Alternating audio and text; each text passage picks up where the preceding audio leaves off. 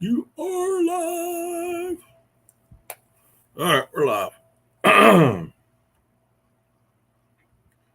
Let's all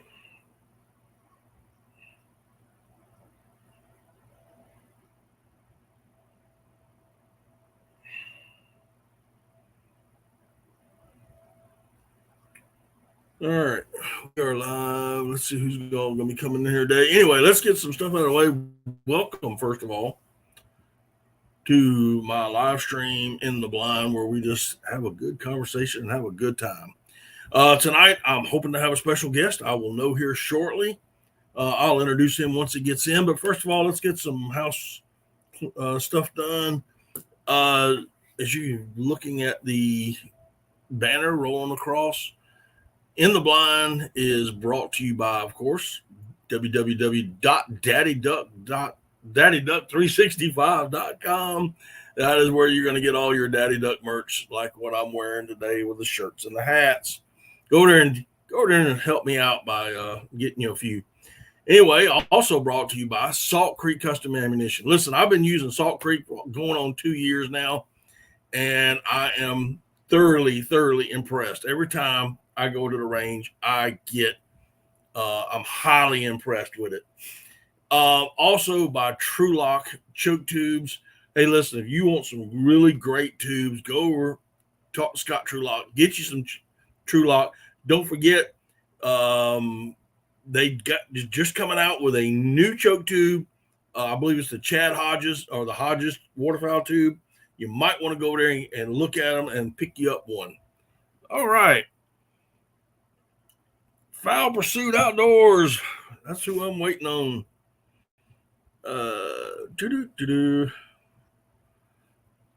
Copy.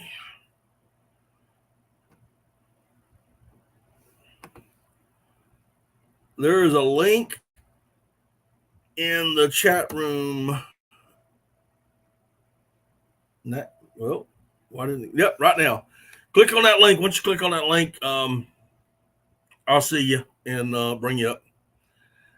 All right. Well, it looks like I got about 5 people in here. Listen, if you are in here in the chat room, I don't know who you are unless you speak up. So announce yourself in the chat. If it's your first time here, let me know who you are, where you're from, that kind of stuff. Always like to talk to new people.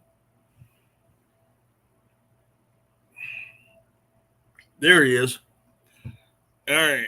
As I like to do on all my guests, ladies and gentlemen, welcome to the Daddy Duck 365 Live in the Blind series.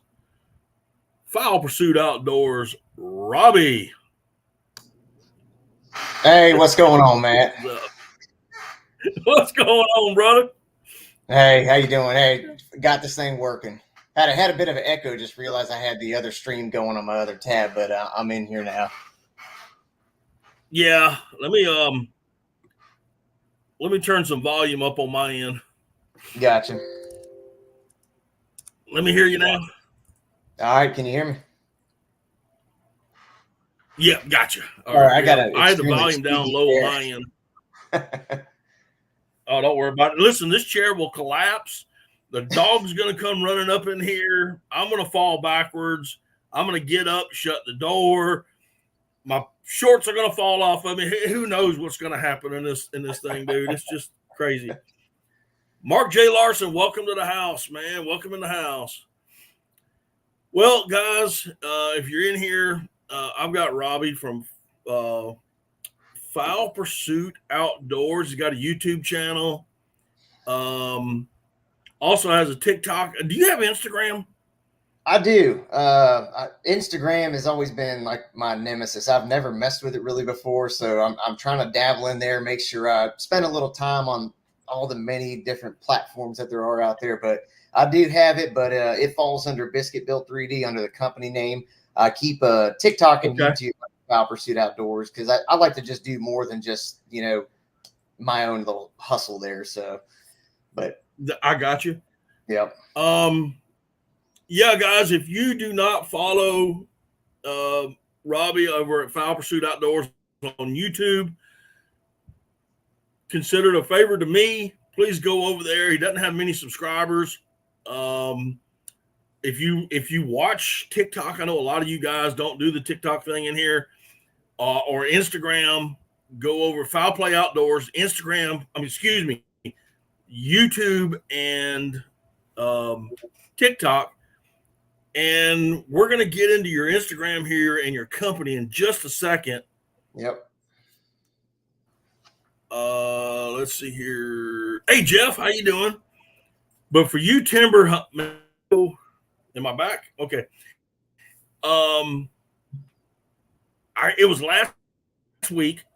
I gotta set this up because last week I was perusing through TikTok and I saw this crazy guy, young fellow with a beard, talking about. Robert Jones is in here. Robbie's dad. That's Trying him. not to embarrass him. All right, cool beans. Yeah. Mark Taylor, what's going on?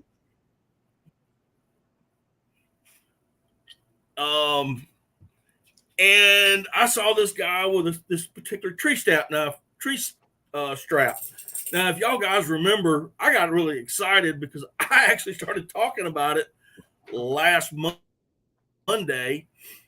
I don't even have the thing in my hand. I was highly, highly impressed with what it is. All right, we're having some internet going up and down it. Are you still there, buddy? Can you hear me? Yep. Okay. My internet's swirling. I think my wife is on the other end of the house streaming live TV, so she's probably going to take all my internet from me. Appreciate that, Mark. Thank you. So I contacted Robbie the other day. We got to talking on the phone, and I asked him if he wanted to come up on the live stream. So here we go. I'm going to let Robbie take it over, let him introduce himself, tell him about all his platforms and his company. So take it away, brother. All right. So welcome, everyone. Robbie here. So this probably about a year ago, my brother and I actually decided, hey, we ought to start a TikTok channel. We're always getting into stuff, and he's kind of new to hunting. And I was like, we ought to start posting some content. And we actually started up a page together a while back and never really did anything with the videos. And it wasn't until the end of the last season, I started kind of messing with some like a DIY approach to motion decoys. And I've been messing with that type of stuff for several years now. And I was just sitting in bed one day, and something just clicked in my head where I figured out a way I could make my own motion decoys, and I bought a 3D printer. I started a bunch of prototyping and just been studying a whole bunch of stuff, trying to figure out how can I make my own platform to make a swimming decoy. Once I got that project rolling, I didn't want to stop there. I wanted to keep going and figure out, what are some other things that's missing from the hunting world? What can help other hunters out? And I came up with what I call the shot lock. And it was this little guy right here, just a simple 3D printed ABS plastic device that mounts to the wood of your duck blind. And all this does with my approved fake shotgun here, it just snaps around the barrel. Now, granted, this is not the same size of a 12 gauge, so that's quite an audible snap that you hear, but it's just designed just to go in and out of your barrel. And once I came up with that and figured out ways to adapt this mount to many different mounting options, such as the beaver tail boat blind, A-frame rails, stuff like that, I actually had a guy who had messaged me and said, hey, man, I hunt from trees. And I got to thinking on that for a little bit. And I was like, well, you know what? I don't see why I can't make this fit a tree. So I came up with another rendition of it, which is the same platform, but on the backside, it's got a V-notch on it. It's got these knurls here to bite a tree. And it's basically the same concept, and it allows a strap to pass through it. I was like, okay, well, if you can snap this into the top of the tree and you're hunting flooded timber, you need something to hold your buttstock up out of the water, so that way you can take your sling off when you shoot. And a lot of people don't like hunting with a sling. I personally don't, but I just tend to deal with it. So I designed this buttstock holder that'll fit on the bottom, And this, has an area for a strap to pass through as well. So this would hold your buttstock, and the top section would, I got to get this orientated, would sit above it. And depending on, how long your gun is, you just position that on the tree, however. So I ended up coming up with what I call the timber strap, and came up with some just different types of gear hooks for it. And, it doesn't take much to, design this type of stuff for me. And, honestly, it's like feedback from other people, kind of where I play off of to make modifications. And I'm, made one for a gear bag, and I could actually hang from this thing. I was extremely surprised at how strong this thing was. I got my brother to hang from this one on one of my TikTok videos, and we actually got to break it. He weighs about 150 pounds, and we hooked a D-ring through it, and he just dropped all of his weight on it at once, and we finally got it to break. But I was able to hold about, was it 2 cinder blocks, or about 60 pounds worth of weight on it. And, just thinking about it, I mean, if you're hauling 60 pounds worth of gear inside of one blind bag, I mean, I don't know what you got in that blind bag. But if that's all ammo, I want to go to the range for a little bit and try to lighten up your load. But yeah, so, once that project spun off, I kind of knew that I wanted to start my own 3D printing company, and not just focusing on hunting, but, there's always comes a time in life where, you get into a jam and you're like, man, I really wish I could, replace this part that I just broke. Maybe it made of plastic, and it's just hard to find. Well, I just found a knack for being able to design things in 3D and then transpire that to a 3D printer and actually be able to just make my own stuff. And I mean, there's been a lot of things that I've made, stuff for my chicken coop. I made holders that hold 2x4s to fit inside these grooves inside of my chicken coop. And just, it honestly just kind of spiraled out of control, like many of my hobbies do. I tend to just go all over the place because of ADD, but yeah, that's where I'm at now. It all started with what I call the Decoy Doctor, the swimming decoy conversion kit, and then started with the shotgun holders. I think right now, as far as what I have on my plate for this year, as far as new designs, I'm kind of holding off where I'm at, but I've got some stuff in the works that I'm got written down, hopefully to get on next year once the season ends and I get a little bit more time back to design and everything. But so yeah, kind of in a nutshell, that's where we're at now. And what is the name of the company again? So my company name is Biscuit Built 3D. It's completely separate. I didn't want to put my company name just out of something for hunting, because I felt like, I can offer more to just the general public instead of just the hunting community. So I wanted to stick with more of a generalized name where I could just help anybody who's just needs something 3D printed, needs something special designed for whatever their application is, and I can help with it. And then we've got the TikTok and YouTube, which is both Foul Pursuit Outdoors. And then, but I leave my company as Biscuit Built 3D on Instagram, Facebook, and Etsy as well. I just stick it with that.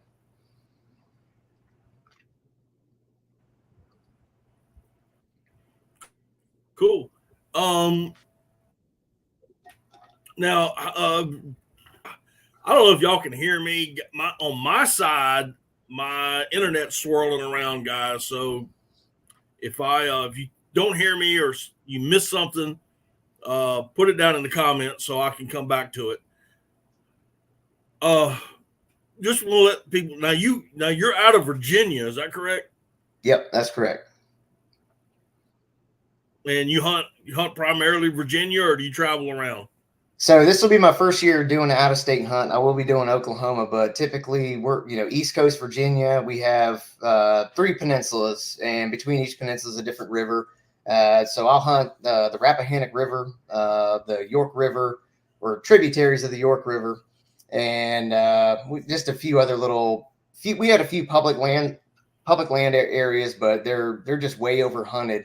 And that's kind of what got me into this whole motion decoy thing, because everybody uses mojos, and if I see anybody pull a mojo out, if I'm going out to public land and I see mojos in someone's boat, I'm leaving mine in the car. It's not going with me. Early season I'll run them, but what I found is just like, man, just the most natural motion you can get is the best motion. And mojos work great for people. I'm not them. They have their place. Do you have one handy so people can kind of take a look at? Yeah, I know it's DIY. Yeah. So this will look pretty similar to what you can find at a store right now, minus the decoy. So this is actually a GHG fully flocked mallard. Pretty sure it's GHG. Yep. And what's installed on it is my retrofit kit. And so what this is here, this outer part here where I'm touching the screw, this is what I call the adapter ring. This is, let me show you the other one. So on a one that's kind of hollowed out right now, you have just this adapter ring installed on it. And this basically gives you the platform to mount the rest of the system to hold your electronics inside, keep them watertight, give you an area to charge it. So like here, I have a charging port installed on the exterior part of the decoy with a waterproof cap. That was one thing I really wasn't, I still kind of up in the air on. Just, you know, I don't really like stuff exposed just because salt water is like our big, it's the most type of, salt water is what we primarily hunt. And anytime you put any electronics, anything metal in salt water, it is going to corrode whatever it touches. So these caps right here, they do work pretty well. These are pretty tight, but I still put like Oxguard or some sort of like dielectric grease inside to keep it from corroding. But this basically just gives you an option to make a bilge pump swimming decoy. So that's what it looks like there. Now, do you provide the decoy or just the guts? Just the guts. So I was very careful about getting into this project because I know there's 3 companies right now that use a bilge pump as their platform for propulsion. And I had to do a lot of like patent research and make sure I wasn't, you know, doing any sort of copyright issue or any type of copyright stuff whatsoever. But I couldn't find any sort of patent or anything that would limit me from making this. So I decided to stick with the route of giving a platform that somebody can adapt to their decoy as opposed to making my own line of swimming decoys. And plus, everyone has their own preference of decoy styles. I really like fully flocked decoys. Some people don't like them if they hunt really muddy water and it'll stain the flocking or whatnot. But I have some people that have contacted me, asking me to do full builds for them. And, you know, I'm all about helping people out and everything. But it's just a lot of it comes down to how much time do I have to actually sit there and do it for you when, you know, just to make this kit alone takes up a lot of my time. But yeah, so, I mean, I don't supply the decoy. I don't supply the battery, the bilge pump either. I do keep those separate because Amazon can get those to your house for free. If I were to send it to your house, it's going to inflate the shipping cost. It's more overhead for me to hold those items at my house, and I'm not even going to make a profit on them. You know, the idea is I need to beat what the market product is. The market product's about $160 to $180 per decoy. And if I sell you this kit, you would be able to outfit one decoy for about 2/3 of the cost. So you'd be looking at about, depending on shipping and taxes and all, about $120 to $130, give or take. And if you're local to me and, you know, and we can avoid shipping, it'd be just a little bit cheaper.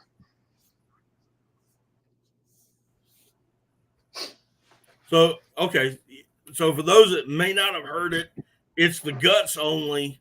So you're going to have to cut the hole out yourself, install the flange, put the guts in it, provide your own bilge and your own battery. Now, when you held it up, I briefly saw it, but is there a place for a battery to go in, or yes, is that battery going to be free floating inside the decoy? So I just spilled my hardware, but yeah, so right here, this is what I call the battery box, and it's holding a lithium-ion battery pack. And I made this battery box specific to a certain battery that I found on Amazon. I did a bunch of research on, you know, whatever was affordable for me to be able to get and readily available to the public. That's what I really had to watch what I was getting. And I landed on this 12-volt, 5,200 milliamp hour battery, which is a pretty comparable size to what's already in those bilge pump swimming decoys on the market. So the testing that I did, I got about 6 to 7 hours of runtime with a 4-second on, 10-second off timer. So the timer's included with it. It is pre-programmed. They come. I buy the timers in bulk, so when I get them, I have to program each one. And I got this jig set up on my bench with a battery and another timer to actually program the timing frequency into this timer that comes with the kit. So there is a lot of hands-on that I do with this kit in order to get it into a package and into your doorstep. Okay. Let me say hello to a few guys real quick. Hey, Grant, glad you're here. I see that Keith from Salt Creek Custom Ammo is here. If I missed anybody else, I'm sorry, but guys, do me a favor. He's only got about an hour that he's going to be here tonight with us. He's young and he has to go to bed early. It's kind of one of those things. So, hey, Charles. So if you would do me a huge favor, get on your phones, call your buddies, and tell them to get on here real quick. And if they got questions, ask in the comments. I really want to help him.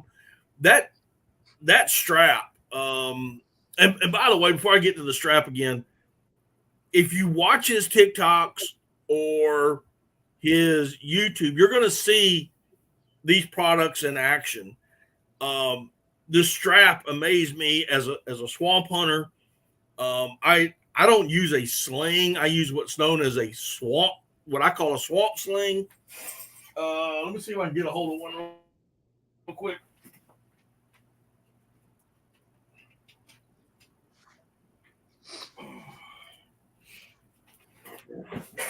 So this is what I use on the end of my shotgun right here. And, I sit there and I put a hook in a tree, I hook it. And the problem that I've been having for many years, and not just with this one, but with everything I've used, is coming off that hook. And you're going to get it. I can't do my fingers right, but your gun's hanging like this and it comes and hits like that. And you can't get your gun off. You're snatching on things. You got to actually lift up. Hopefully it goes over and then pull out. It looks cool on the end of your barrel, on the end of your cap, magazine cap. It looks really cool to have these things on there. But in all honesty, it's aggravating. Yeah. And when I saw his, not only did it snap in, and then I started to say, wait a minute, he's got a buttstock holder on a separate strap below it. That is cool as all get out. Yeah, it's a two-piece system, but still, that's still, and the weight, I mean, I know y'all are little. I mean, y'all just like little people. And I'm a big fat guy, and I sure don't want to hang off of it. But carrying, I carry a blind bag and I carry a backpack for my camera because I sell film. This could be the ticket.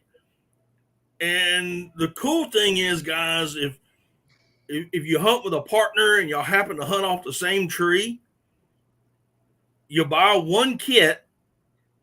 And let's say you hunt with 12 gauges. I know that some of y'all are, into the big guns, the devil's gauge and all that.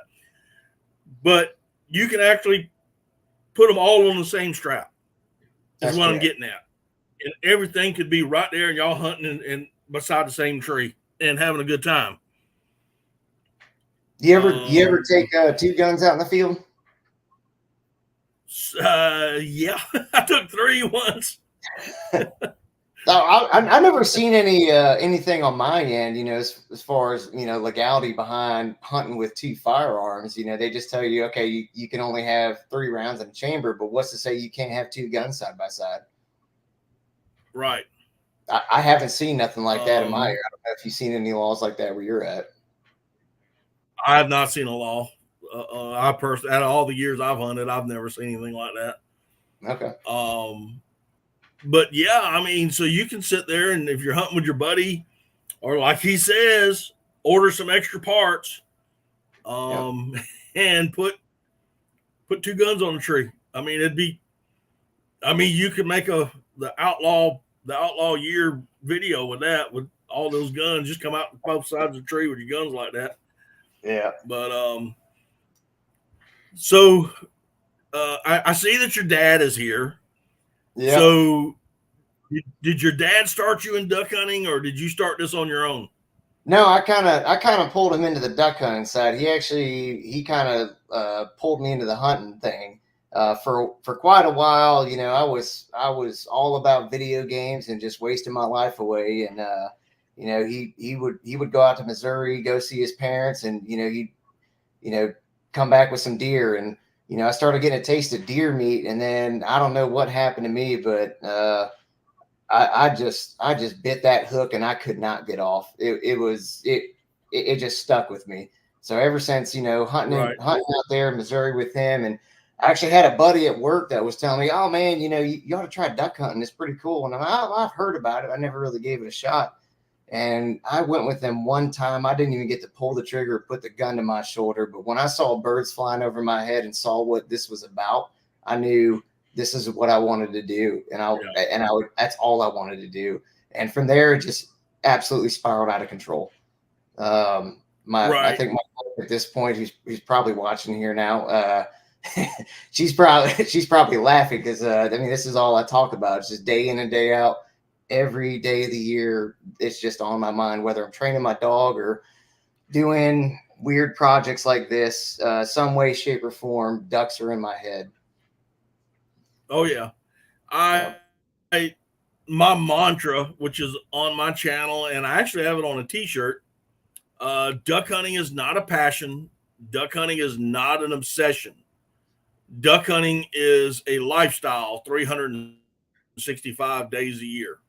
Yep, I believe that. And there does not go a day, not one day, that I'm not thinking about either getting ready, fixing to go, duck hunting, how to cook, make new recipes for ducks, training the dogs, getting new decoys, lining stuff up. There's not a day. There's not a day that goes by.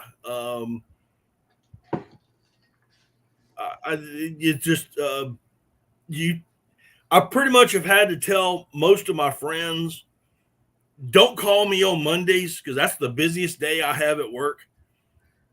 Because they will call sometimes and we will sit there. I'll sit there for an hour on the phone and my work backs up. And I'm like, oh man, I got to get back to work. Good Lord. And, but yeah, anybody can call anytime they want to. That's cool. But there's so much to duck hunting other than a pile pick. Absolutely. It's just, the dogs, the decoys, the setup, coming up with new ideas. I think duck hunters in general. Yeah. Being able to analyze different scenarios and, like you said, coming up with different setups, that to me, that's a lot of the fun. And I tell a lot of people, it's the chase. Like, it's one thing to get your bag limit at the end of the day and have your harvest with you, but all that effort led up to it is what gets me excited. And, with deer hunting, duck hunting, it's just all that prep work is just a lot of fun. Right. What's up, Aaron? How you doing? Welcome back.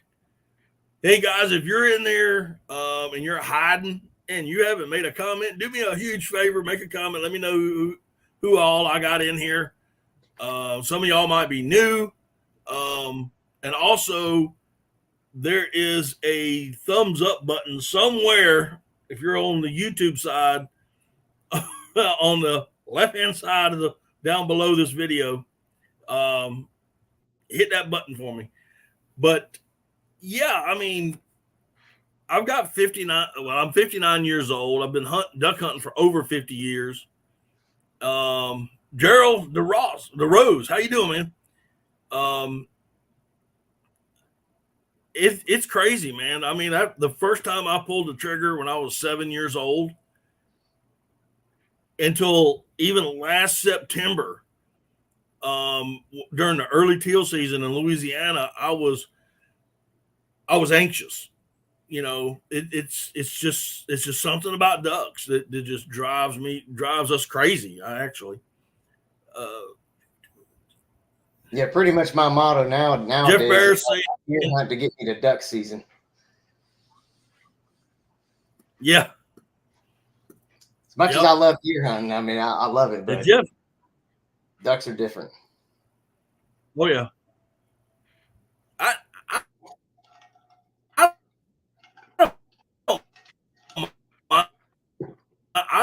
I don't deer hunt as much as I used to, but I had a butterfly steaks the other day, and that's what I was. Well, I should sent you that picture. Yeah. And that's what I was cooking for my supper tonight. Oh man, those things were good. Oh Lord. Yeah. Billy from SoFlo Outdoors, what's up? Again, guys, this is Robbie from Foul Pursuit Outdoors for the all that are coming in, and you can find him on YouTube.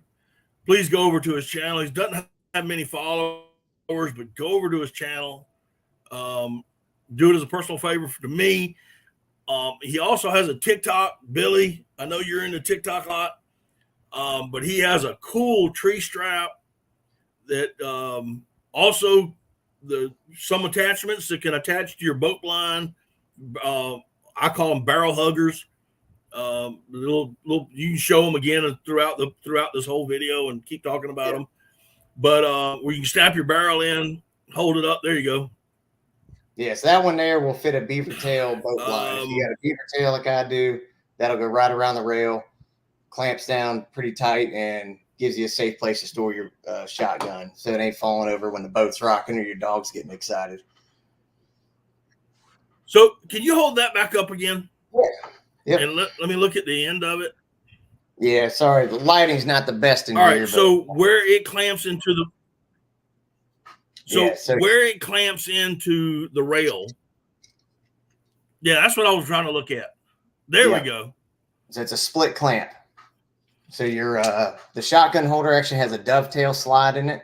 So the back of it has a dovetail notch. And this 2-piece clamp, it can separate. You can take these nuts completely off, or you can just open it up just enough to get around the rail and then get it clamped down. Tighten your nuts down on it. And what's cool about what I really like about this design is that, let's say you want to hunt a 20 gauge one day, you can, take your 20 gauge and you can slide it right on. And if you want to hunt with your 12 gauge, keep them in your shell or keep them in your gun case or whatever. Throw your 12 gauge on there. Also have an option for A-frame. So the only thing about like with 3D printing and the way this design is that I make these specific to certain rail sizes. So I do have this option here. I had some dimensions from one type of A-frame. So this will allow it to sit just like the A-frame is, kind of at an angle, and then still give you the right angle to get your shotgun in there. And same thing, it's a dovetail slide, so that'll pop off. And then, for the beaver tail, if y'all are familiar with them, those blinds collapse all the way down. They roll up kind of tight, and you really don't want this sitting in there and getting wrapped up in everything. So that's why I made it to where this can completely separate. You can keep it in your shell bag or whatever you got, and add it on once you get everything set up. Gerald DeRose, if I'm pronouncing that, says, do you make them from any caliber or any gauge? So yes, I can. The only thing is that there's so many different. We have our typical gauge sizes, but every manufacturer is going to have different tolerances, different barrel outer diameters, and I try to make them to be somewhat universal and to a certain degree. So if I make a 28 gauge, I try to allow it to have tolerance for plus or minus a few millimeters each way, or probably less than that. But typically I like to, get some measurements, get the gun in my hand, take some measurements, or ask the client, hey, just go ahead and measure your barrel below the choke, because right where your choke is, your barrel's going to be flared out. And then just below the choke is going to be the natural size of the barrel. And that's what I like. That's what I like to target to get in and out of here, because depending on the manufacturer, there's going to be so many different variations to this. And then, of course, with being a small business and limited to resources that most of these big companies would have. You know, I'm going with what I'm able to get my hands on, if that makes any sense. It's kind of hard to just say, oh, this will fit X, Y, Z, when really it just comes down to the measurements. You know, if I know exactly what your barrel diameter is, I'll know that it could take it up or down just a little bit and hopefully fit a certain range for that gauge of shotgun.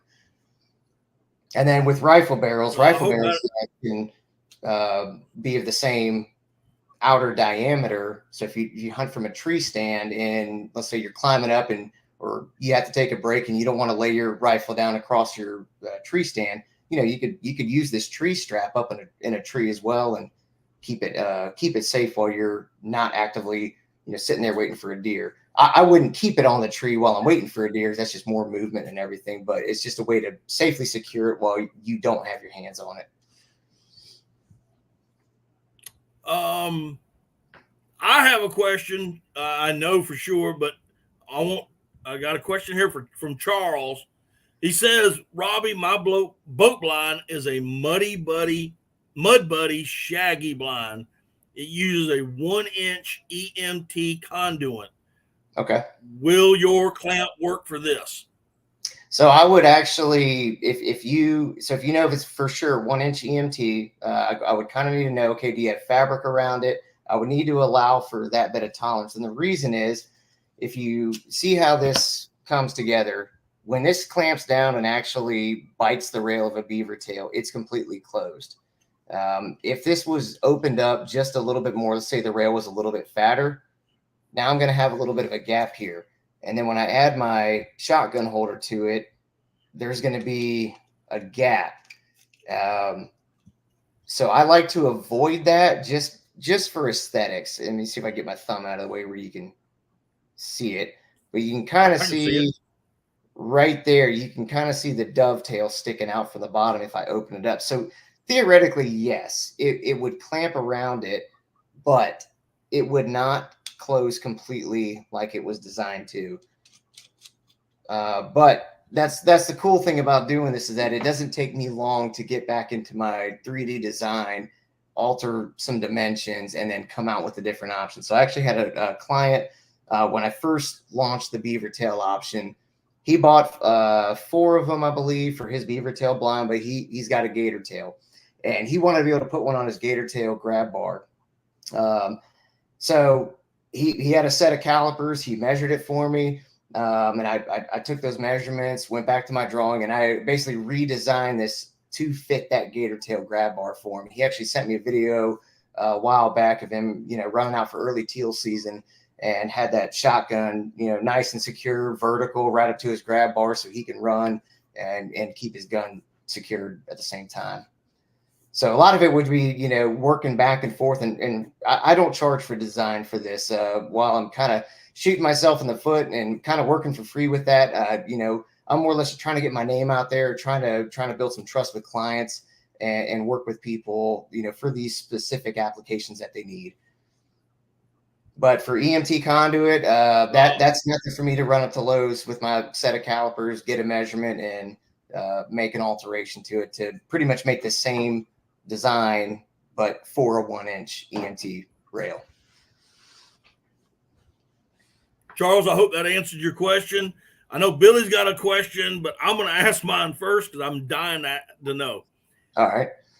Your A-frame. Yep. Jessica Jones, proud of you. Great products. That's my wife. That's so sweet. That's so sweet. Yeah. She's been. I told you, man, on the phone, I can jump into a conversation quick. Yeah. on your A-frame blind clamp for the barrel. Okay. Do you have? Because when I usually set my A-frame up, I'm either in the water, which is about maybe, you know, muddy to an inch or 2 deep, okay, or I'm in a muddy field and I don't want my buttstock in the mud. Do you have something available yet? or maybe I considering don't, it? and that's actually. I mean, I'm glad you brought that up because whatever type of ideas flow through my head, it may sound like a good idea, but somebody has faced something different than me when it comes to hunting, and honestly, that's something I've never even considered. I never. I mean, I've been in that situation, and one of my buddies who's on here right now knows exactly what I'm talking about. We set my beaver tail blind up, and sometimes we have about 6 inches of water right at our feet, and we'll have my jet sled inside the blind. We'll have the butt stocks on there, and it's no fun, but it does happen. And no, I have not come up with anything like that, but with something like this, a butt stock holder, it take me a little bit of time to think about how I can adapt this to some type of stake or, some type of stake that can mount to this and stick down a bit. A lot of things I also like to consider is, having to haul this stuff out in the field too is a big deal. It's a lot of people see this type of stuff like, oh, it's more crap to carry. Well, I mean, I get that, but it's, what do you want to get out of your hunt? Do you want your stuff to get tore up and just get beat to crap? Or do you want to actually put some money into preserving the stuff that you've, invested in over these years? I mean, it's an option, but that's kind of why I like doing this, is I get to hear perspectives from different people who hunt hunt in different ways and have been in different scenarios, and figure out how can I help those people out.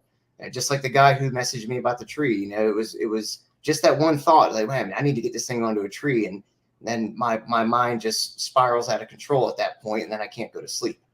I wake up at 1:30 in the morning thinking about draw this up. I mean, I don't use my A-frame that often, but when I do, I would like, because so it gets out of the way, doesn't get knocked over by dogs, and people don't trip over it. And hey, I don't want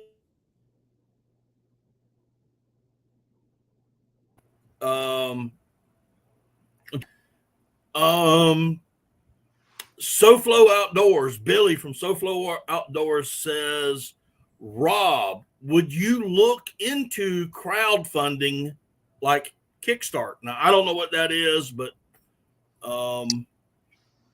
maybe that's something you might want to. I'm not sure. Well, I guess I would need a little more explanation on the premise of the question, but I haven't sought any sort of external funding for what I'm doing. A lot of this was just, my own ideas, just putting them into the computer and spitting them out in a 3D printer. I haven't gone that route. I have looked into patents and ways to go about doing that. But the problem with just your everyday person trying to get a patent is the amount of capital it takes to actually pull that off. And the things that I consider is, okay, well, we're waterfowl hunters. We're a very small percentage of the population. And then, when I came up with the DIY option for this, that was something else I also considered. It's like, well, there's waterfowl hunters, and then there's the DIY waterfowl hunters who actually like to tinker with stuff. And that's an even smaller percentage. So is it worth actually going those extra steps to pursue that type of stuff for patents and everything? It can, but most of the time I would, some of the stuff I'm looking into, like provisional patents, to maybe try to license to a bigger company. But there's a lot of other stuff in the marketing realm that I'm learning doing this, is that, it has to be worth the company's time to put into it. And right now to me, it's worth my time because, what I'm doing to help other people out, it's a lot, I feel good about it, helping people get to a certain solution for a cheaper way than what the typical markets out, and what these typical companies put out. Yeah. But yeah, no, I haven't. Well, I know that anything like that yet.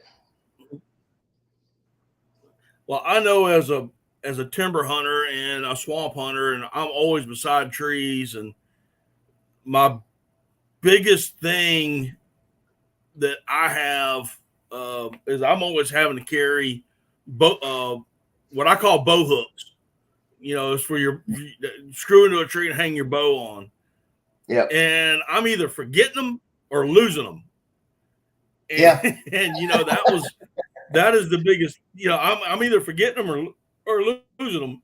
Yeah, and some people who hunt WNAs and public land, they're not allowed to put those types of hooks in the trees either. So that's why I went with the strap option, because it doesn't damage the tree. And if you're on public land, you can still abide by the rules and use the system. Right. And, I went and bought, we talked about this on the phone. I went and bought, a tree strap I think mine was from Banded.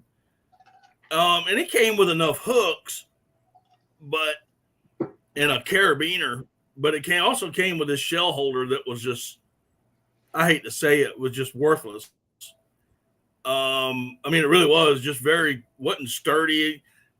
I was always afraid I was going to rip it because it snapped on, and I was afraid I was going to pull on it and all my shells were going to hit the ground. And I normally carry shells either on my chest or I have a bag, a waterproof bag that I can hang on one of the hooks, and I just reach in there and grab a handful of shells, whatever. But yeah, guys, I'm going to tell you something. I have not put this thing in my hand, and I think Robbie thought I was crazy the first time we talked, because all I could do was tell him how impressed I was, and I don't even have the thing in my hand. This is just that crazy. And I'm like, this is it. This is the ticket. This is what we swamp hunters and timber hunters have been looking for.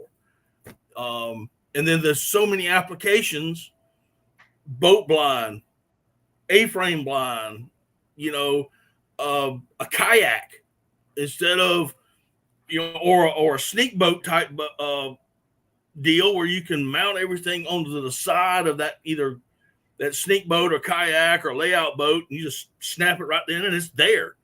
And you ain't got to worry if you kind of do a tip, it ain't going anywhere. It's going to stay right there.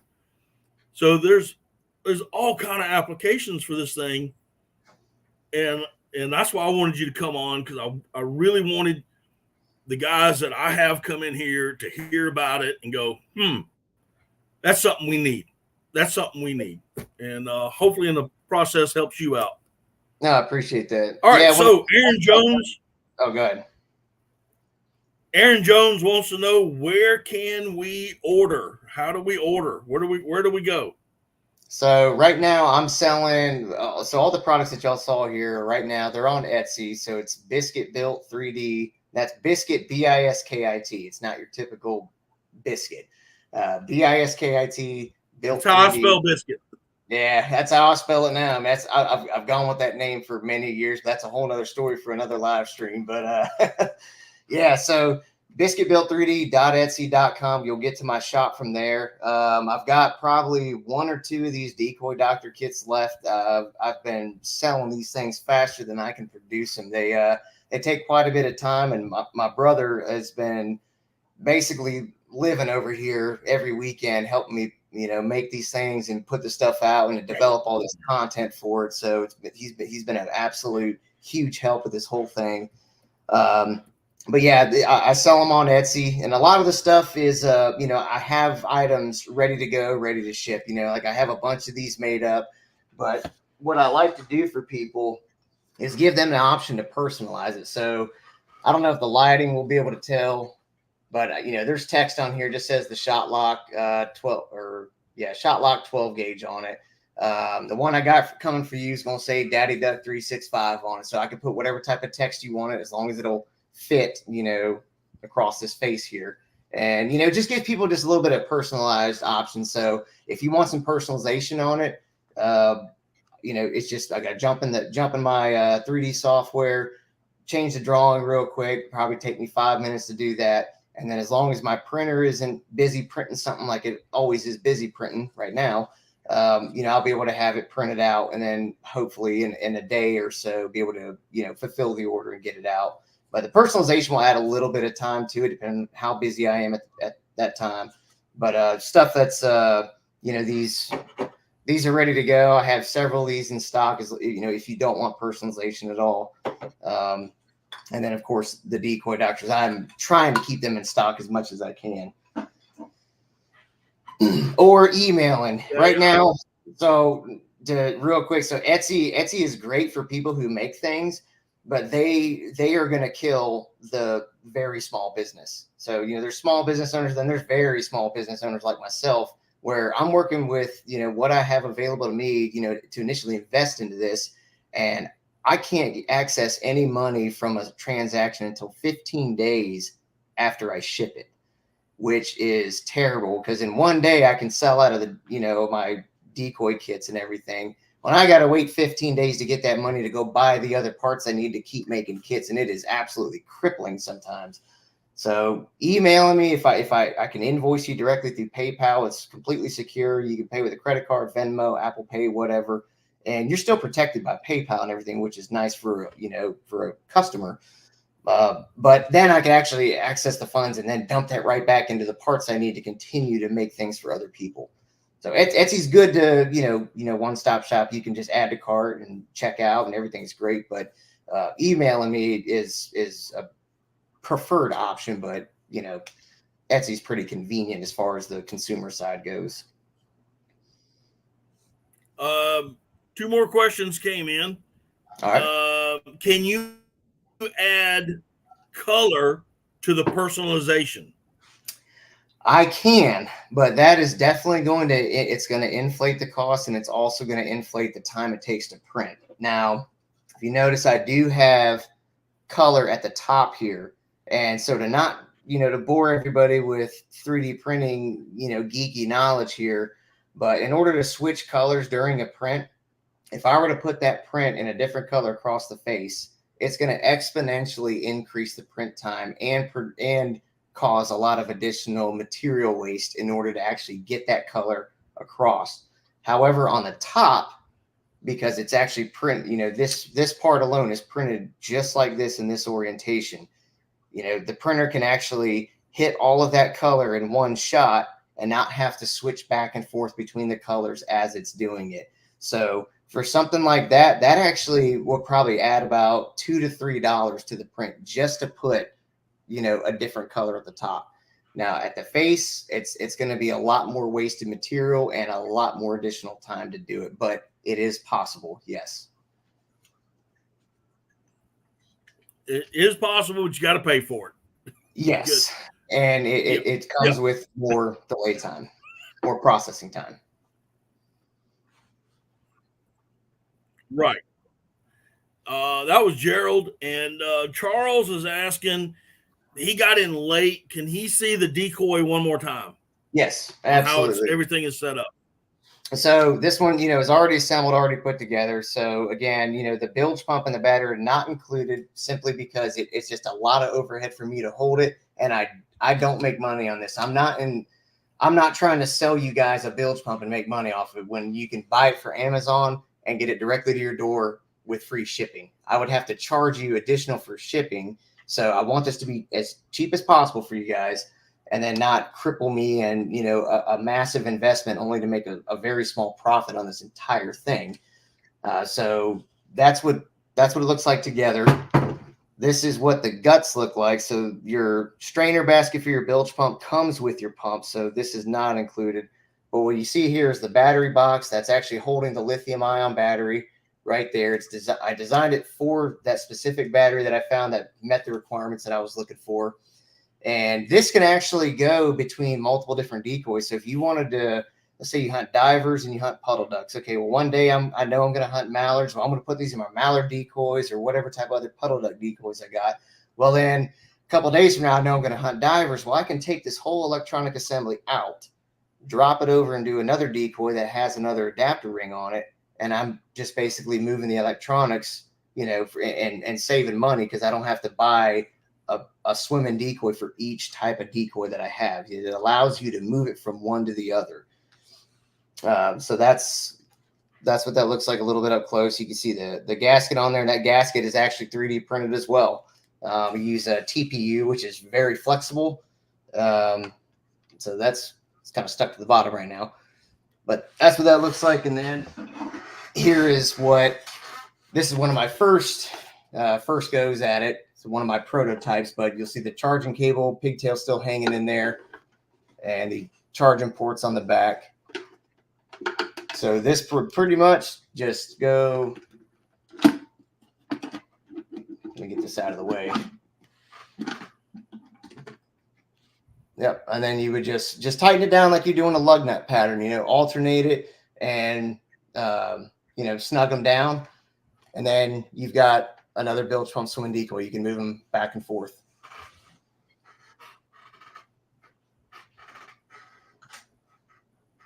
Hey, Cody from After 5 Outdoors. He loves that. Mark, thanks so much for posting his link in here.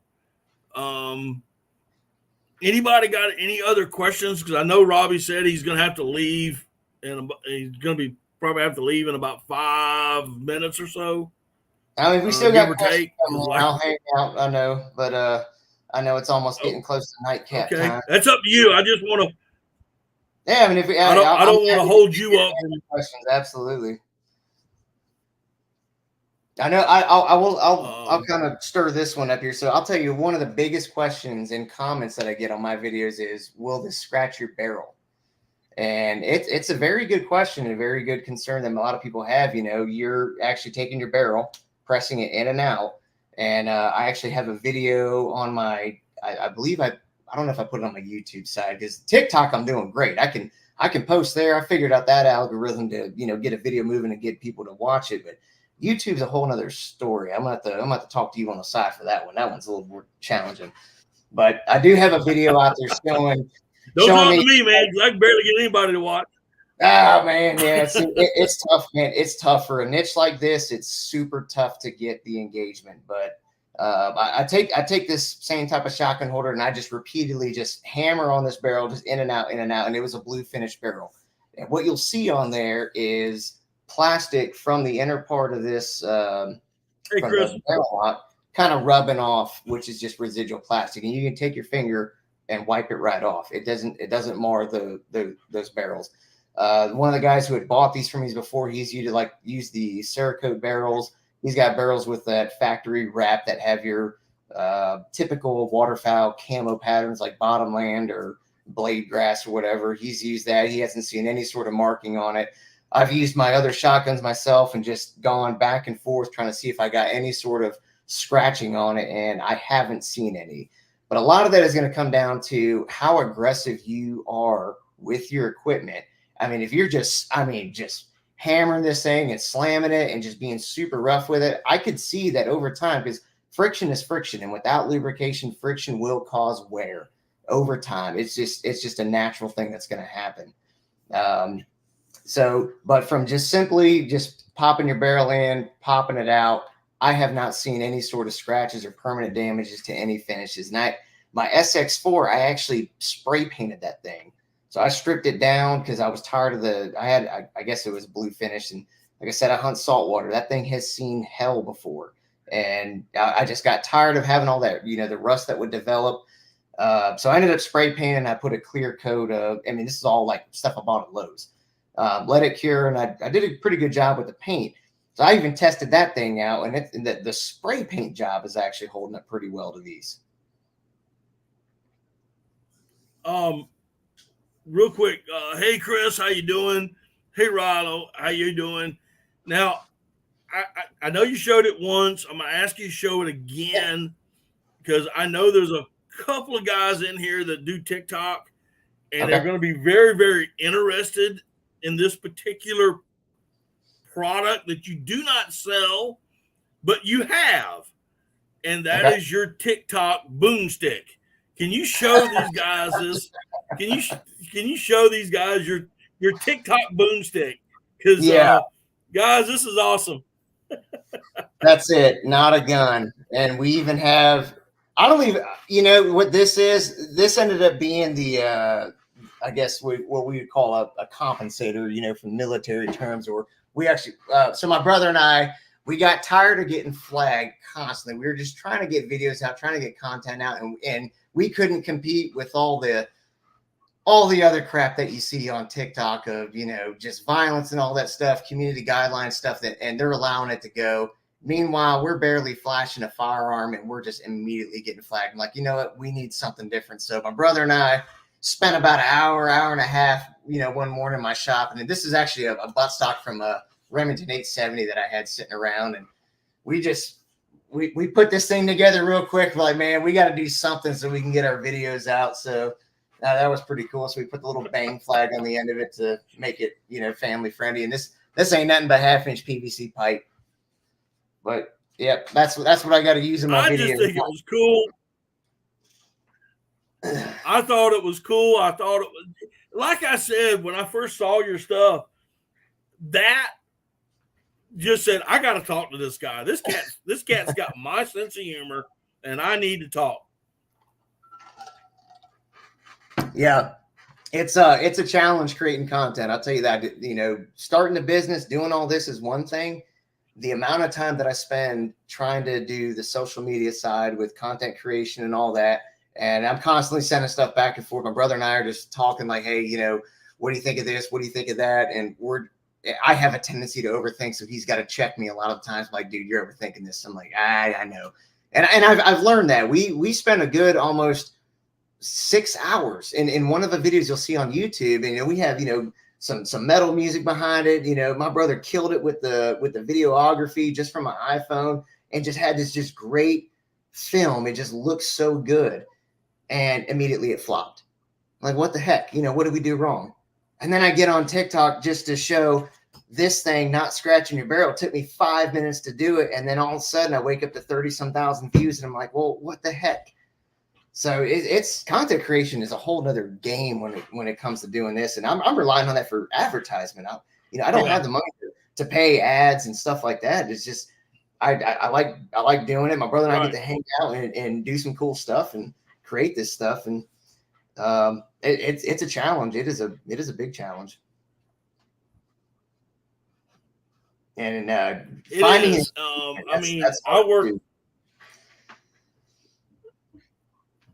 I work 5 days a week. I have Fridays and Saturdays off. During the summer and during the off season, I'm cutting grass. I'm trimming the bushes outside. I'm doing the honeydew list and all that stuff. And it is hard. It is real hard to sit back and come up with even a 60-second video just to throw something out there. Yeah. And you're right. I can put the same video on YouTube and it goes nowhere. Same 60-second, and I'll throw it on Instagram or throw it on TikTok, and I've got a killer. It's crazy. And that's part of the reason why, if you look at my TikTok following base versus YouTube, so I've got about 3,300 TikTok followers now, but I'm like stuck like in the 200s on YouTube. But I'll post the same content, and it just doesn't move. So it's just more time that I have to put in to figure out, okay, I've been focused on this TikTok algorithm. Now I got to look at this YouTube algorithm.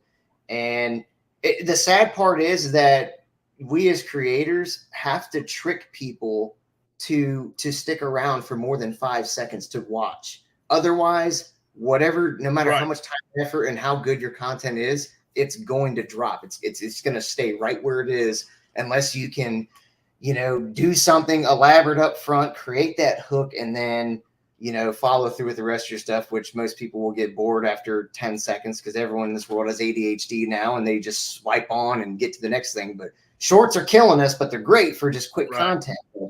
That whole, just go to the next video thing is what hurts content creators.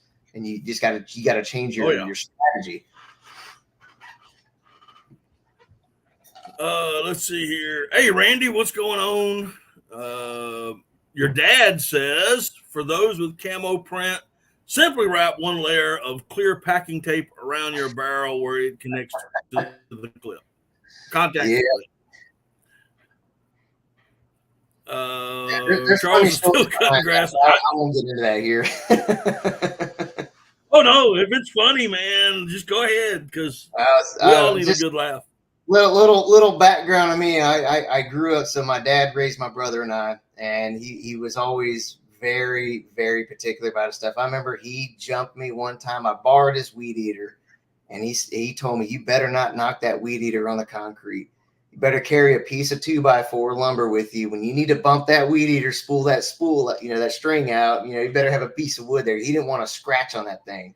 And, he's very meticulous about his stuff. And, I kind of joke around with his brothers about, his AR-15 that he's got pretty much just stays in bubble wrap the whole time. But he's just very particular about his stuff. And I've always adapted. I've always admired that about him. He's been a huge inspiration for a lot of things that I've done, just because I see a problem. I want to jump into it and I want to fix it. And as a teenager, I didn't see that at the time. I just wanted to hang out with my friends and do things. He would always teach me things. And now as an adult here where I'm at in life, I could not be where I'm at had I not had that instilled in me, from the get-go. It took me years to get to that point to let that click. And now that I realize, like, wow, we're the same person. Like, I see where I get this from.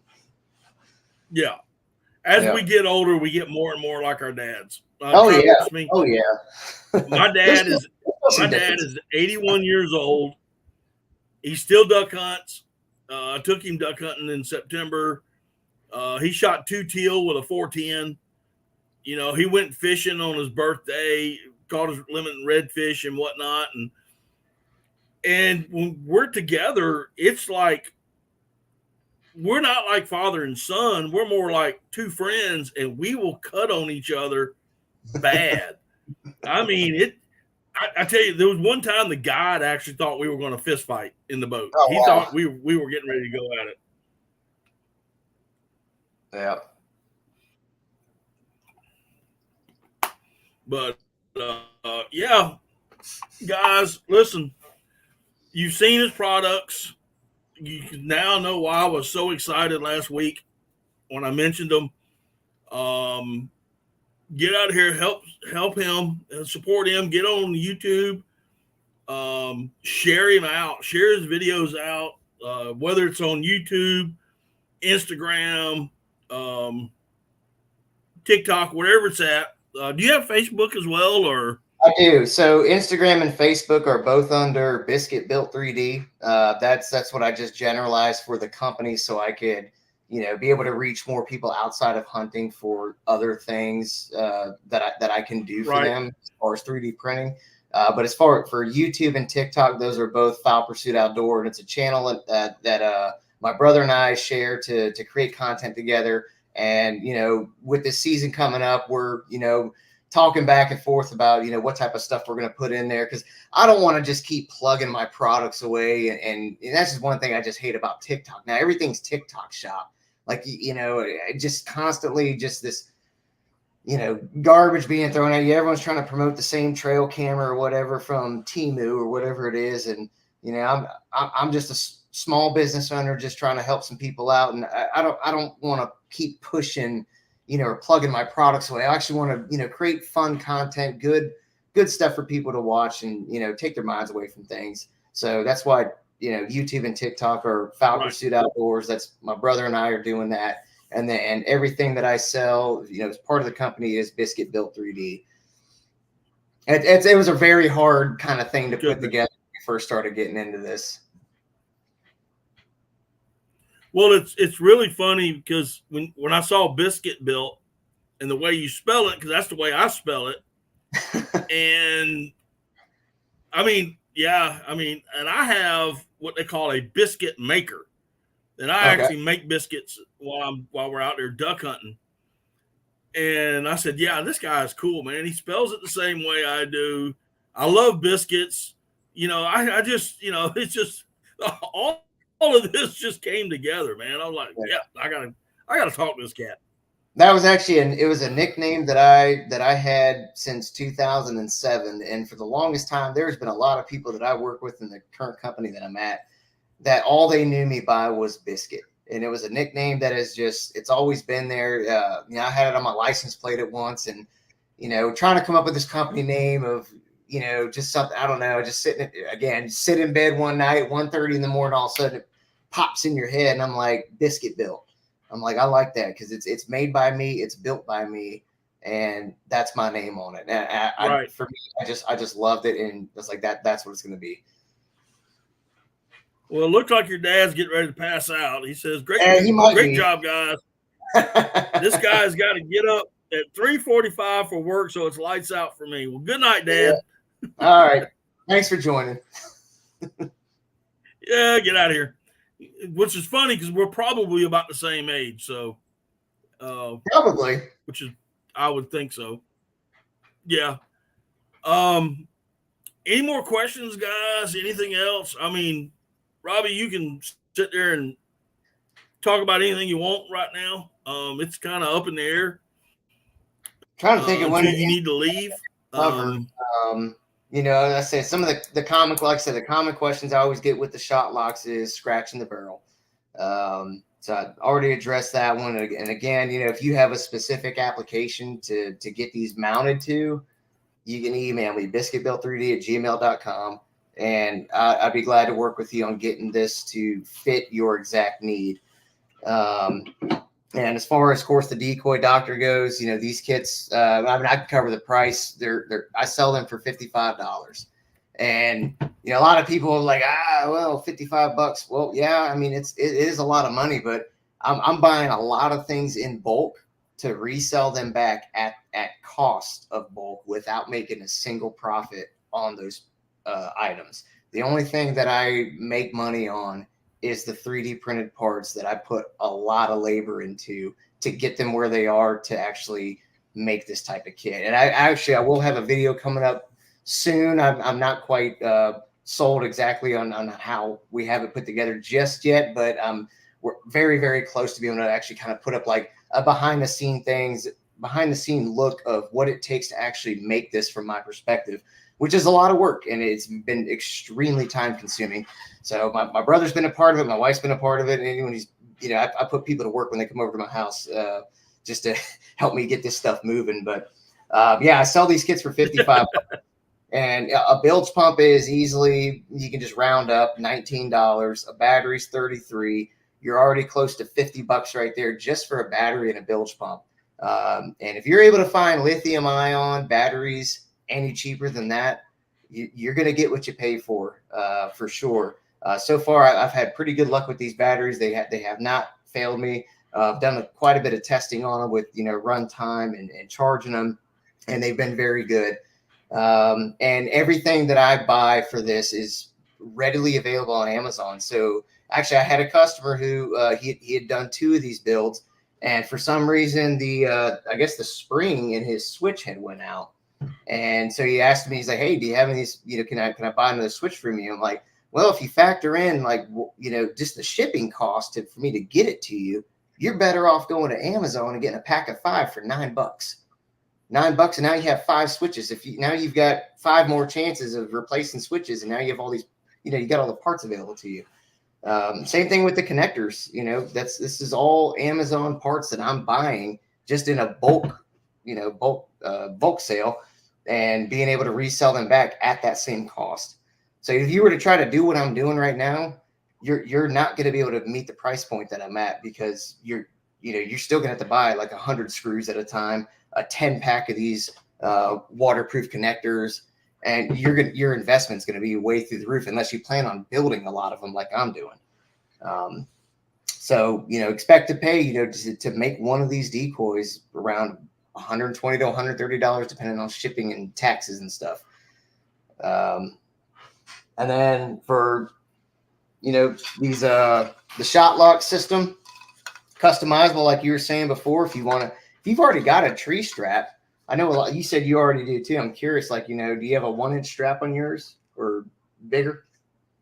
What do you have from Band? I have no idea. I'd have to actually look for it to find it. Yeah. Well, I mean, you know, and if what I have as far as gear hooks and everything, if that doesn't fit your need, just let me know. You know, it's nothing to get in there, modify a drawing, and produce something specific to your need. You know, you got a camera bag. If it needs to sit off the tree a certain amount, you know, talk to me. We'll make it happen. That's what I like doing about this. I like being able to help people out and come to a solution for the problem that they have. Exactly. I think Gerald, and I think you answered a lot of that, but he said, would you assemble a decoy kit for me and I'm assuming that means a decoy as well. Yeah. So I what would the cost be? Yeah. So I'm waiting on my 2 batteries to come in from Amazon, because I do have a guy at work who had asked me to do this for his son. His son duck hunts, but he doesn't want to just drop this do-it-yourself kit, on Christmas for him, because it's a Christmas present. So he asked me, hey, can you just do the whole package deal? And I was like, yeah, I'll 100% do that for you. Local guy and everything. I knew it would be worth his money at that point. But it's none of my business what's worth your money. Honestly, if you're willing to spend it, hey, that's great. But I like to be real with people and let them know, like, you have what's available at the store, and I'm trying to come underneath that. Although I do add things in my side that those companies don't. They don't have a waterproof connector here. It's garbage. It will not last in salt water. And they don't have a switch. You have to plug it in to use it. So I still feel like you're getting a better value product with this versus, I'll just say the names. This didn't bother me, but Higdon and GHG. I don't know what they were thinking with their styles. Lucky Duck's got something going on. They're actually using their brains with theirs, but you'll pay $180 for that. But so in short, yes, I can. But really think about, what is it going to be worth to you to actually ship me a decoy and expect to pay almost $10 one way, and then for me to send it back to you another $10. And if I have to build it completely and put the battery in that same shipping box, it's definitely going to jack up the shipping price going back to you. But I can do it. And right now for this year, because next year may be a different story, because I'm extremely busy with a lot of open interest on this right now. I'm going to charge you $20 just for the installation, because I know what it takes to get it done. I feel confident I can do it in a certain amount of time, and I'll charge you $20 to install it right now. But a lot of it's going to have to depend on my current availability, because I am working many hours here at the house just to even make the kits, and so I got to be able to find that time to actually spend on a decoy and do the installation for you. So there may be a time period of turnaround time for me to actually get to it, but that's kind of where I'm sitting right now. But okay, I do. Aaron Jones is asking DIY option. Aaron Jones is asking, what's the difference from yours and name brands? And I think he's talking about the tree strap. And will the hooks break in the cold? So we actually tried to make sense? Yeah. So there a lot of what I looked at on the market. A lot of people use metal hooks. With big companies, they're able to reach out to manufacturers. They're able to get their hands on that type of material and produce those types of things. Whereas for me, the only thing I can rely on is my 3D printer. So when I've designed these hooks, you'll actually see a video of my brother, like I said, hanging on it from a tree. And we did this one right here. We hooked a D-ring to it, and we actually had the strap pretty loose on the tree. So if you watch the video closely, you'll notice that the strap wasn't that tight around the tree, and it actually sagged down quite a bit. And that put quite a bit of strain at this top section. And it actually, he got about just a few seconds hanging there. And, we were able to break the top part. We wanted to find, what is the stress point of this? But just hanging 2 cinder blocks, which comes out to about 60 pounds, it doesn't even phase it. Like, this thing holds it pretty good.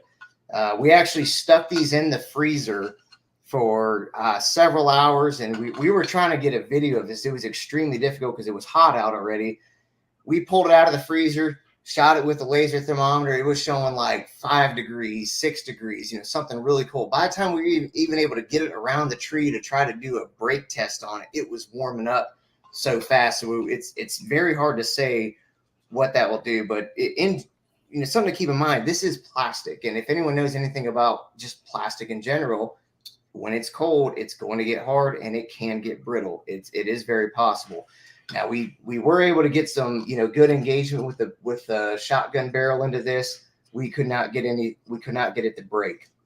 I've sat there when I first 3D printed these, I would sit there and just pull as hard as I could.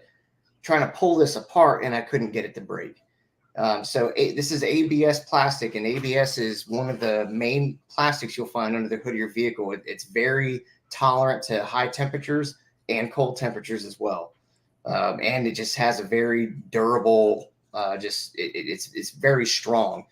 So we were actually able to hold a lot of weight. And if you saw my TikTok video, I actually just grabbed onto this and just dropped my body weight on it. And I'm about 160 pounds ish.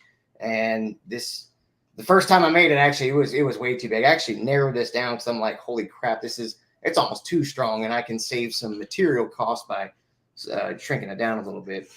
But the cold temperature the cold test was the hardest one to do because, like I said, as soon as we pulled it out of the freezer, it instantly wanted to heat right back up. But if anyone has any problems with any of the products that I've sold for stuff like that, I need to know about it, because if I need to make a change, I'm going to make it. And if there's an issue and something like that, I'm going to fix it. Like, I'm not going to just, hey, good luck, I'm sorry about your luck here. But my name is on these things, and I stand by that. I want to make sure everybody's happy with what they get from me. Aaron, and just to piggyback off of that, Aaron, for long as I can remember duck hunting, I have used something similar to this. I call it a swamp sling, and attaches to the cap of your magazine on your shotgun. With his, the difference is it's a barrel snap. So your barrel is going to snap in and hold in place, where this is going to go over a hook. And if you've ever tried to quickly get one of these things off of a hook, sometimes they get hung up. You got to lift up and then out. But with that snap, that barrel holder makes it a whole lot simpler, a whole lot easier. Yep.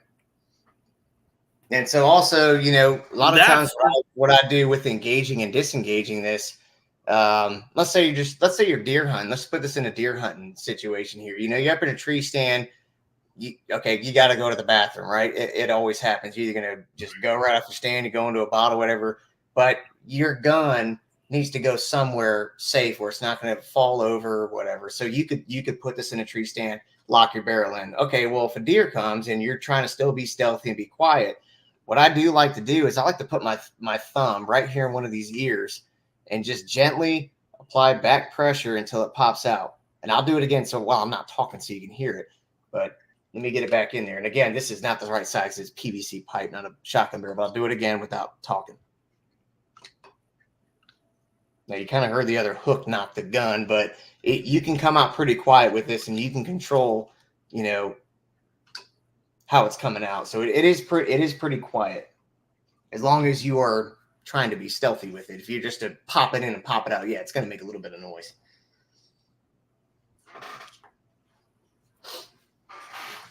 Charles is saying, I'm glad you are taking into consideration saltwater hunting. A lot of products on the market are not. And I agree with him. That's why I'm in this situation that I'm in, is because it just blew my mind at how much most of the focus has been freshwater. Well, I mean, yeah, the Atlantic flyway isn't the best, but it's what we have to work with. And saltwater it's a predominant body of water to hunt out here. So yeah, we've used things in saltwater, and it just gets absolutely wrecked. If your mojo goes sideways, yep, you might as well hang that thing up. Unless you got WD-40 on hand, but even then, you really shouldn't be spraying stuff into the windings of a motor anyway. But it does get by. But once you get any bit of rust on bearings like that, that's toast.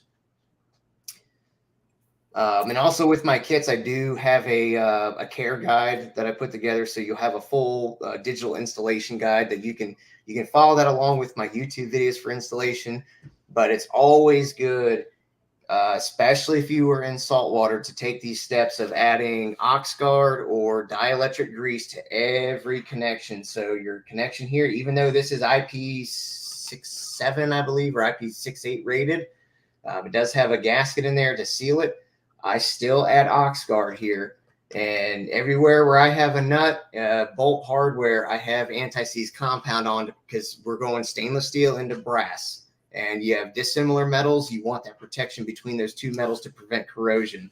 So, and I'm not affiliated by C-Flow. I am actually going to look into that though, because I'm going to tell you, this bilge pump is just awesome. It is super quiet.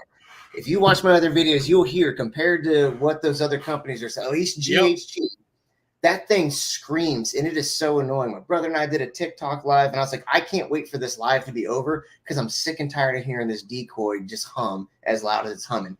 This C-Flow pump is just awesome. I love it. That's the pump that's the link that I provide everybody. It's non-affiliated, and that pump is just awesome. I love it. If y'all ever watch that TikTok when he's got both of them running, I'm telling you, you can't hardly hear his. And I had my phone wide open, trying to hear it.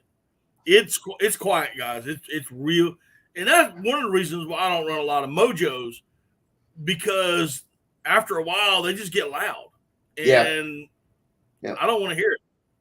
I just don't. And that's the thing that year after year, everyone goes to the same thing. Okay, early season, hey, you might have got lucky and you got birds decoying to your Mojo and everything, but as you get to that late season pressure, your tactics have to change because these ducks get smart. They learn it. They know what they're looking for, and if I can eliminate every sort of variable that could possibly scare a duck, I'm going to try to do it. And noise is definitely going to be one of them. I mean, they can hear pretty well. So I just can't imagine, 4 or 5 of these things, let's say they're name brand, running in your spread, and you have that hum nonstop. There's no wind. All right. And at that point, if the birds are decoying, you should stop calling, right? If they're in your face, you shouldn't be blowing at them. Well, then now you have silence. And if you have these motor hums, I just don't see how that is going to help you. Exactly. Now, talking about the Atlantic flyway, because I'm there too. Our predominant duck is a wood duck. Oh, tasty. And let's face some facts. Yes. And okay, first of all, I got to say this. Guys, if you haven't seen his TikTok, he has a pet wood duck. And this thing is feisty, okay? It is the feistiest little duck I've ever seen. But getting back to wood duck hunting, I've almost taken this to an art form with actual wood duck calls, figuring out different decoy, the way I set my decoys, and I use jerk strings. Will your kit, because I know decoys are different sizes, is yours a large decoy, or is it a standard, or will it fit both? Okay, so there are some wood duck decoys that this will not fit. But there are some that are. So I had one customer who actually installed it on an old school GHG removable keel wood duck. So it fit that one. I don't know if anyone's still using those. The Avian X wood ducks, it will fit. I'm actually getting ready to do an install on that for the guy at work. He wants one wood duck and one pintail. So that's what I'm doing for him. So it'll fit that, and it will actually fit the newer GHG wood ducks as well. And it's really close, kind of pushing the limits of what I like to see as far as fitment. But this adapter ring, this outer ring right here, is what's going to determine what decoy that will fit on, and that measures 5 inches long by 7 inches long by 5 inches wide. And on my YouTube videos, I have a link you can click on it to a Google Doc, and you can print that template out on a piece of paper, cut it out, and then fit it around your decoy just to make sure you got the right enough or good enough space for it to fit onto it. But those two style wood duck decoys, it will fit. With teal, that's going to be I'd have to make a smaller size to get on some teal decoys. And that's going to be even harder because it's, that's probably a change in the battery size and a lot more design. Next year, my goal is to have a goose option. Thinking about certain ways to do this goose. I'm not quite settled just yet. Probably very similar size. I may just expand the size, be able to get a bigger battery, maybe a bigger pump. And then I've had a lot of requests for pulsators. I don't typically use pulsators. I haven't had an experience with them. Something I just don't own. But I am going to also have a pulsator option that's hopefully going to come out next year as well, along with the goose. Awesome. Yep. Aaron says on TikTok. He's on TikTok now. He said extremely quiet. Imagine using multiple. I can. Yep. Mark J has got to leave. Mark, you're still here. Thanks for showing up. Thank you very much.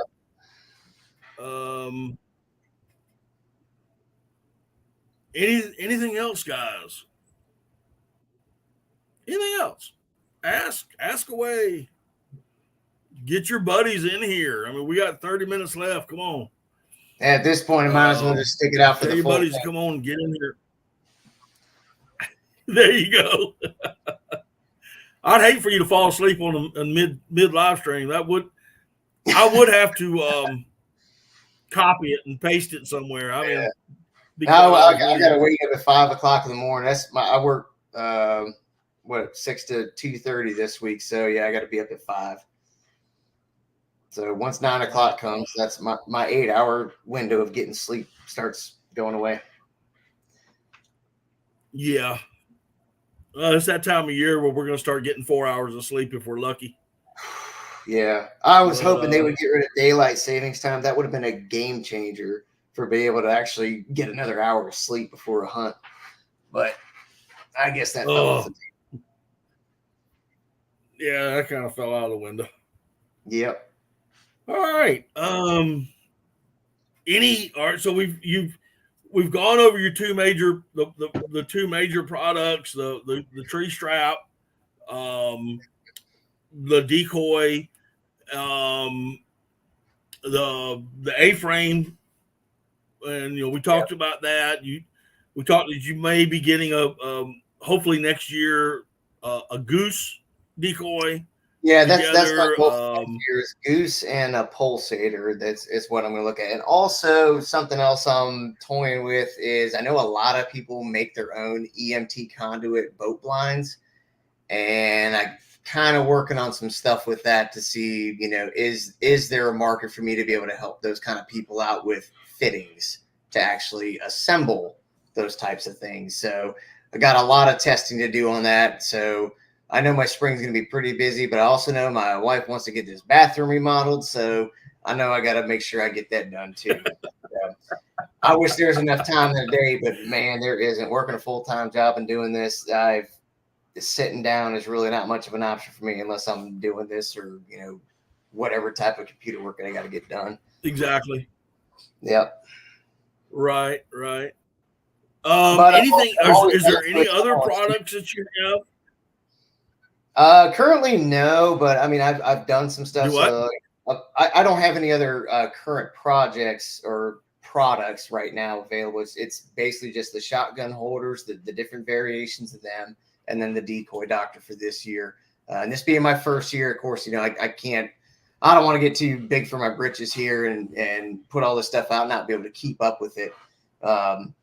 But random stuff, I've had actually a couple people today actually email me about their mojos or their Lucky Duck spinners. They either want the adapter that goes to the wing or some sort of device that can fit their spinner and then also transition to EMT conduit or some type of adapters like that. And I'm happy to help people like that, but really without the product in my hand, because I rely on these tremendously to get to where I need to go as far as a drawing or to replicate a device. I measure everything meticulously to be able to put it into 3D, and then I have to design it to actually be printed, which is whole nother challenge.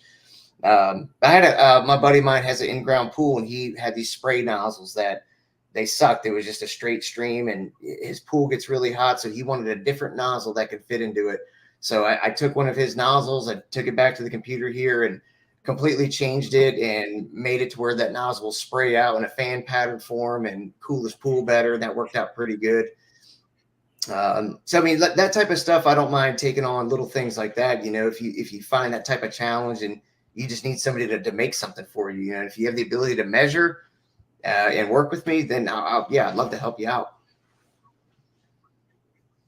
Okay. Aaron Jones is again asking, and I pretty much think I know the answer, but will those gear hooks on the tree strap hold a bow? Hold a bow. So my brother and I have been talking about this of making a bow holder to go on that. And we've kind of got some ideas behind of how we want to do it.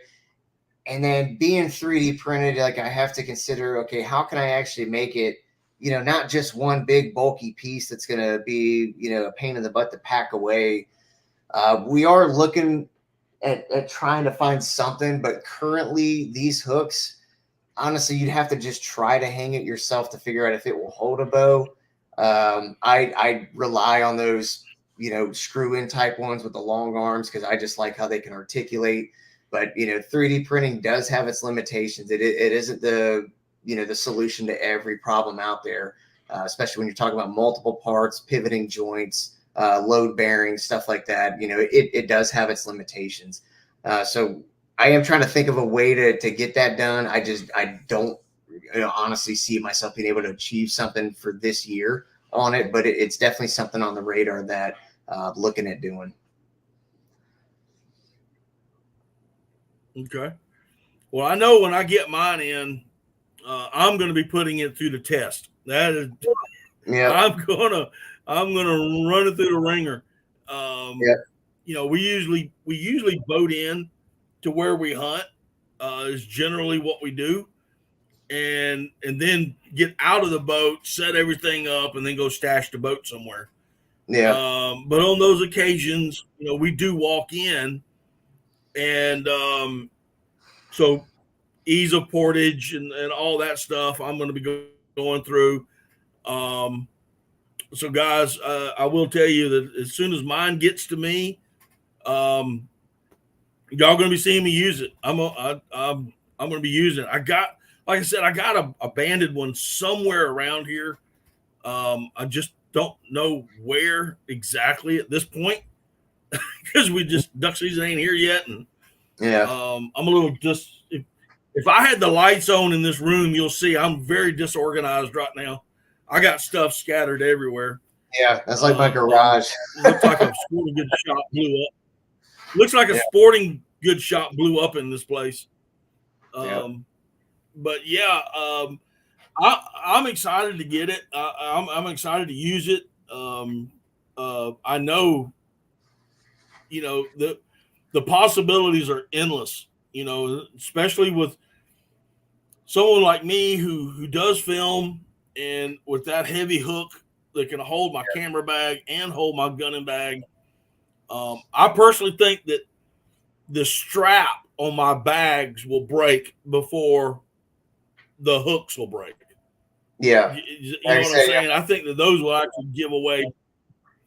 Yeah, I was pretty impressed with how much weight they're actually able to hold, because I was trying to find a way to break it. And just by putting that load on there and hanging on, I was like, this thing's just not going to do it. And that's a good thing, but of course, the longer that I extend that hook out from the tree, now we're incorporating leverage, and that's, of course, you're gonna end up finding a breaking point at that point. But the way I have it designed right now, it does hold a substantial amount of weight. I mean, like I said, I'm 160 pounds and I hung from it, so I don't think your camera bag's 160 pounds, but that's a whole lot here. No. Let me ask you this. So you said you use jerk rigs, right? You use jerk rigs out there? You use jerk rigs or jerk strings when you hunt? Yeah, jerk strings. Yeah. So I was talking to a guy. I was talking to a guy who Go ahead. Yeah, one of his big things when I was telling him about it, he's like, well, will this allow me to take my sling off the gun? I said, absolutely. You carry your gun in a gun case, and that typically would have a sling, some sort of strap to carry it as is. But once your gun's out and you put it in this system, you don't need a sling on it. And one of his big things is he said he's always stuck being the guy on the jerk string, working the calls, working the dog, and doing all sorts of other things. And that was one big thing for him, is that he just did not want to have to hunt with a sling because his hands are doing other things. And so hopefully you'll be able to, free up a hand to work the jerk string and everything else, not have to worry about your gun ever getting hung up. Just, I said it in one of my videos, don't think, just engage. Just grab the gun off the mount and engage. Don't even think about it. Just grab it and go. Let me look at that strap, and there's one that you got a hole in there. Yeah. One of the hooks. Yep. So this was so we could actually take a D-ring or oversized D-ring on, put it through there. I actually used this Friday. My brother and I went out to our little wood duck hole. It's kind of a flooded swamp, but we're sitting on the land. So really, I didn't have a use for this system there. But what I did do is I tethered my dog off to this thing, and only because it was the first hunt. I know he gets super excited, and I don't need him, freaking out, because I didn't want to bring his kennel or nothing else. And typically, if I put him in his kennel, tell him to sit, stay, he's good. Don't got to worry about him. But in this case, there was a lot of things going on that I knew was going to trip up a dog. And I was like, you know what? I'm going to tether him to this. And that worked great. So my lab was actually hooked to this thing with a short lead just to keep him next to me, because we knew things were getting ready to get wild, which they did. We hit a 3-man limit on some woodies, and it was an awesome hunt. But yeah. Good deal. Yeah, I was looking at that, and when I started mentioning jerk strings, putting a D-ring, a big oversized D-ring in there, mm-hmm. and then slipping your line through the D-ring on your jerk string, and you've got it. Your hand's free now. You just reach up and just grab the string and let go of it and grab your gun and start shooting. Yeah, you could run it through the same strap that holds your buckstock hold. You can put that D-ring hoop on the lower side, right, so that your string's lower to the water. I mean, you just do it how you want. Just set it up whatever suits you best. Right. I was actually thinking of a way I can incorporate. And I see a lot. Yeah, holding your dog is those waterproof shell pouches. I think you mentioned those earlier. I want to try to find a way to, if people use them, if you had a waterproof shell pouch, which strap would you put it on? The upper one, the lower one. If it's waterproof, why not put it on the lower one? So I'd put it on the upper, but put it on the upper. Yeah. Well, I'm like 5'0". So for me, I think I'd probably have water up to my chest and you'd be fine. But for, someone who's short like me, I can see myself putting on that lower strap so I can just bend down a little bit, grab some shells. But yeah, I mean, it's just, there's a whole bunch of things to.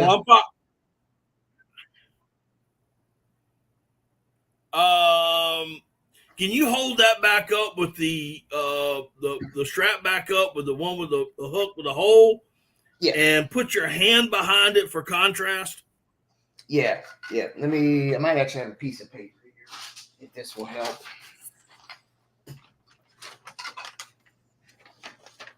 I'm not sure if that helps at all. Is that what you're talking about, Aaron? I guess he was wanting to see how big it was compared to your hand. Okay. Well, like this is it right here. I'll give it to you like this. This might help. So I'll put this in inches and actually give you a measurement on that. So this thing, height-wise, is 3.2 inches tall. All right. The width on it, 1.4 inches wide. The hole in the center, about just shy of 3/4, so 0.7. But I made this to actually fit those oversized D-rings, and I've got like a bunch of those big ones I get at Harbor Freight, and yeah, you can just snap it right on in there. But yeah, not that big. And then that's the gear hook one, which is, I believe that's the same height. Yeah, so these two are the same height, roughly.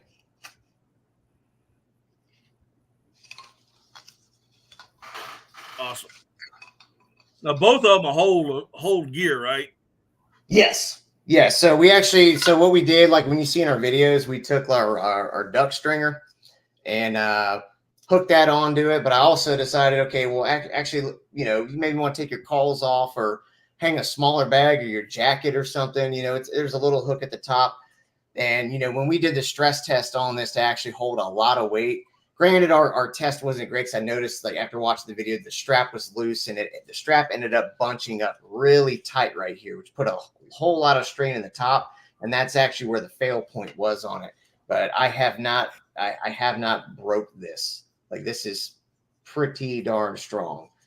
And then again, you got to think, you know, okay, how aggressive are you with your gear? Are you taking your gear and just aggressively dropping it down? Well, I don't know how you're going to get much last. Even with a metal hook, you're going to bend the metal hook. I mean, those things ain't that strong. You can bend metal with your hand, but this ABS plastic is pretty darn tough. Okay, Charles, thanks so much for coming in, man. Appreciate it. I'll get with you sometime this week. We got a lot of people in here that are in North Carolina, so they're in between us. Gotcha. So, well, hopefully they met out pretty good from that hurricane. Hopefully they're doing all right. Yeah, it was the western zone that got hit hard. We were supposed to go next week for the western hunt, 3 days, and both of the boat ramps that I use are gone. They don't exist anymore. Jeez. Some of the roads are gone. So I'm not driving up there in the nighttime to try to figure out if I can hunt it or not. So I won't be doing my annual Western Zone North Carolina hunt, but I'll be doing the Eastern Zone the week after for 2 days. Okay. So yeah, we just had our hopefully get into some wood ducks and a few mallards, resident mallards. Yeah. Yep. All right. Any other questions for stuff I got? But then? I like the idea that you I don't know. We'll see. We'll give them a few minutes. If not, then we'll just let you go. I know you're getting tired, dude. I can see it in your eyes. It's been a week, man, between doing this business and then my actual career. You know, we got problems going on over this weekend. It's been a mess this week, and I've just been nonstop. I actually debated going on a wood duck hunt this morning, but last night, you know, sat down and watched a movie with the wife, and you know, got one bourbon in, and I'm like, I am not waking up early tomorrow. I need rest. I am killing myself here. But I know there was one calling my name when I got off of it. Yeah, it was tough, super tough. But yeah, yeah. All right. Yeah, hopefully I'll have some other videos coming soon. I tried to. Robbie, listen, what you got? I think we're working. I just want to tell you, I do appreciate you coming in tonight. Yeah, thank you. I do appreciate you coming on the stream. You know, you can find Robbie on TikTok under Foul Pursuit Outdoors. Yeah. You can find him on YouTube, Foul Pursuit Outdoors. Instagram is Biscuit Builder 3D, and Facebook is Biscuit Builder 3D as well. Biscuit Built. I think he's got some great products, y'all. Biscuit Built. What did I say? Builder. That's all good. Biscuit Built 3D. Did I? Yep. Sorry about that. No, you're good. But I do think he's got some great products. He's a super nice guy, super great guy. From the few times that I've talked with him, and I hope that we have a long lasting friendship from now on. And Robbie, I'm telling you, every Monday night I do this, so feel free to come in to the live stream. If you just want to be in the chat, that's fine. If you want to get on, just give me a text message before and say, hey, can I come on? I'll be like, yeah, come on. Okay. You're more than welcome. You got an open invitation to come back anytime you want. I appreciate it. Thank you very much. But I think I think I'm going to call this an evening because I'm actually tired, and I can see that Robbie is tired. Oh, yeah. So I'll go ahead and end this. Guys, thanks so much for coming in. Thank you. If it wasn't for you guys, I would not be here. I'm just straight up. I would not be here because I do this for you so we can kind of all hang out and have a good time. So, anywho, I will see y'all next week. And I do have a video coming out this week with the 410 with the True Lock choke tubes. And hopefully y'all will watch that. But in the meantime, y'all take care. Have a great week. And we will see y'all next time on Daddy Duck 365. Good night, everybody. Have a good one.